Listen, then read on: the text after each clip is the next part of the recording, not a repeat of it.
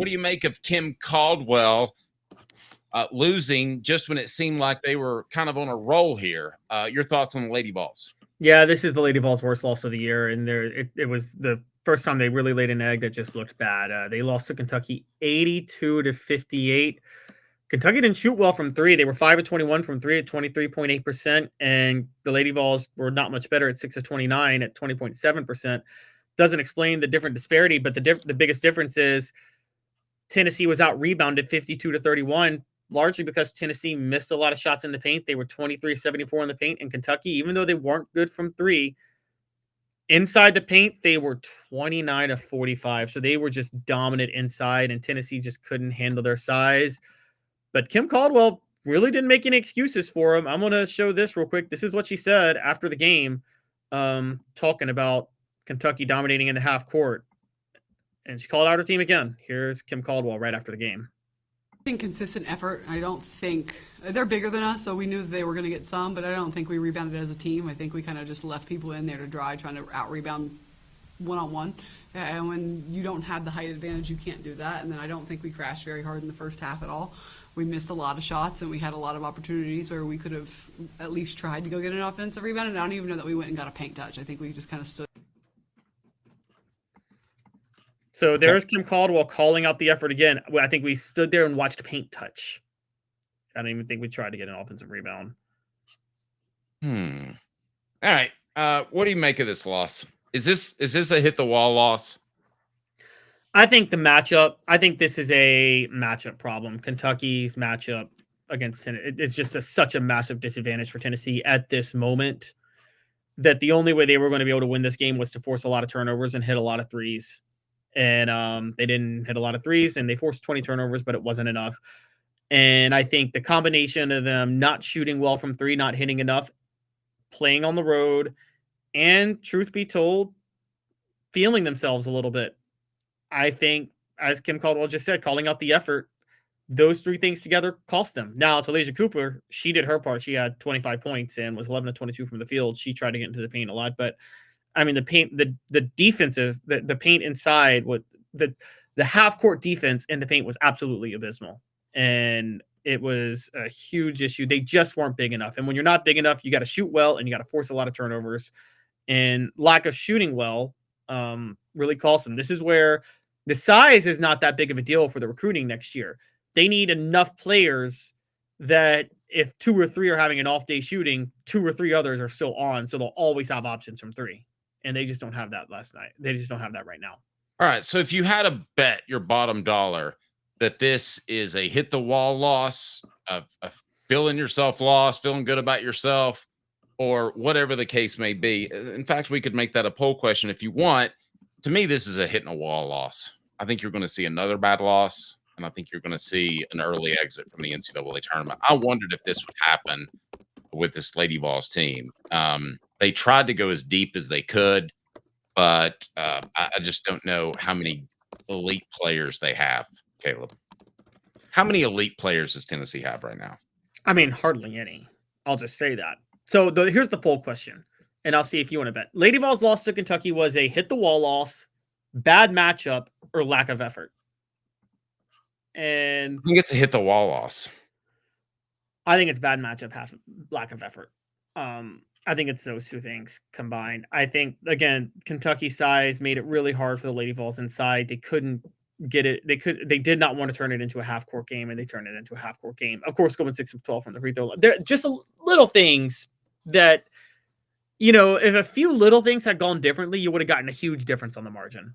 What if Z Spearman, who was 0 of 10 on the night, 0 of 4 from 3, what if, and Jewel Spears, who was 2 of 3 from 3, who are both solid 3-point shooters, what if Z Spearman and Jewel Spear, between the 0 of 7, what if they hit 3 of those threes? What if Tess Darby off the bench, instead of going 1 of 6 from 3, hits 2 of those threes? So what if Tennessee hits like 5 more threes and is 11 of 20, 29? Then you got 15 points here. What if they hit about 3 more free throws? You're talking 18 points. All of a sudden, you're looking at an 82-76 game. And then what if they show just a little bit more effort in the paint? I mean, you know what I mean? It's one of those where, this is what happens in basketball. You got a team that it's literally the Bobby Knight quote. You got one team that plays a little bit better than they are, another team that plays not as good as they're capable of playing, and the shooting percentages are one team is just red hot shooting, the other team's not, and you get a huge difference on the margins in that way, and that happens sometimes. Yeah. This Lady Vols team to me is all about they have things have to break their way, right? I mean, they can't go out there like some of the old Pat Summit teams or Gino Ariema teams and dictate the game. I mean, they do have to have some breaks to beat a good team. They have to have breaks to beat a team like Kentucky. I wouldn't say a good team. Kentucky's just a specific type of matchup issue for them. It's like, do you remember the first Bruce Pearl team? Even before they hit that wall later in the year, I remember they had a bad loss to Oklahoma State right after beating Texas. And the reason was Oklahoma State had a 6'11" guy and a 7-foot guy, and Bruce Pearl was running a 6'4" guy at the power 4 position at the time. So there was just nothing they could do at that point. So you just needed a few breaks. It's kind of like that situation. Tennessee can beat some very good basketball teams, but their issue all year has been really dominant teams in the paint. The South Carolinas, the LSUs, those schools. Kentucky is one of the biggest teams in the paint. They play in the paint. They live and die in the paint. So it was just going to be hard for Tennessee to win that type of game without a red hot shooting night, extra effort on the glass, things like that. And that just didn't happen. Does Tennessee have another ugly loss? Would you consider this an ugly loss? Yes. Right? Absolutely. They have another ugly loss. No, they close out the regular season on Sunday against Georgia at home. They're going to beat Georgia. Georgia's a bad basketball team. So Tennessee's going to beat Georgia. They're going to finish the year 22-7, 9-7 in the SEC. They're going to go to the they're going to play on Monday in the not Monday. They're going to play on the first day of the SEC tournament, but I think they're going to be forgiven for that. And then we'll see where they go from there. But their next ugly loss will be in the SEC tournament. And let's be honest, how many times have I said, who cares about the SEC tournament? So, well, that wouldn't even count for an ugly loss to me. I mean, an ugly loss is they get beat by 10, 15 in the NCAA tournament. Or you said, who do they have left in the regular season? Georgia at home. I'm going to be honest with you. Are the Lady Bulldogs any good?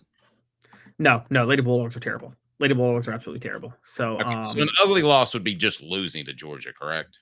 Yeah, an ugly loss. Just a loss to Georgia would be bad, right? Honestly, no, that wouldn't be good. And where do you see Tennessee seated right now on the ladies' side? I'm gonna say 4 or 5 seed, and now that's a huge difference, by the way, because a 4 seed you get to host, and a 5 seed you have to go on the road for the first weekend of an NCAA tournament game. So you obviously don't want to be the 5 seed. But I'm going to say 4 seed for now. That's where I'm going to land on that. But this loss may have pushed them to a 5 seed. 5 seed. That's troubling to me. But I will say this, and I said this about the men in reverse. They always seem to get kind of the short end of the stick when it came to the seeding. I've always thought the men get the women get the good end of that. Didn't it always feel like with Pat Summit's teams that they were a little bit higher of a seed than you thought they should be? Not just Pat Summit's teams, the teams after Pat Summit. There was a Holly Warlick team, and I believe it was her last year as coach of the Lady Vols, where they made the NCAA tournament. And I mean, they made the NCAA tournament literally on name only. They had no business going into that tournament. They did not have the resume whatsoever. And they got in. So I think I think that could be enough to get the Lady Vols a 4 seed. Charlie Crean's bracketology is still projecting them to have a 4 seed. As far as the net rankings go right now for Tennessee, they are number 12, which is within the 3 to 4 seed range. Taking that into account, I think they'll be a 4 seed. Yeah. Looking at all of that. Can they play their way into a 3? I mean, I'll be honest with you. I don't know women's basketball like you. I mean, does the SEC tournament count for more since they have more time theoretically to seed them? Maybe. No, because I think the principle is they don't want to. Part of it's laziness, but the other part of it is that the selection committee has decided in recent years they don't want to overvalue the conference tournaments because they think that it's too much. They're too much of gimmicks, and so they prefer your regular season resume. So. Yeah, that's pretty much. I'm I don't think there's an issue. I think Tennessee's pretty much locked into whatever the seed they're going to be now.